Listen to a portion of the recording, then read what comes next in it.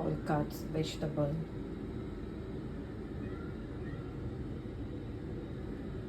Almost done na. Isa na lang ipe-prepare ko.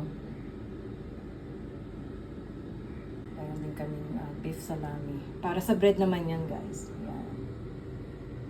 Yan na yung huling preparation namin. Ito guys, may salami rin tayo. Salami, cheese, garlic oil. Garlic with olive oil, please. Tapos meron din tayong garlic chili oil. Yan yung condiments natin. Madali lang gawin yan, guys. Lalo na itong garlic paste. Napakasarap niyan sa tinapay. Sa baget ba? Kahit anong tinapay, masarap yan.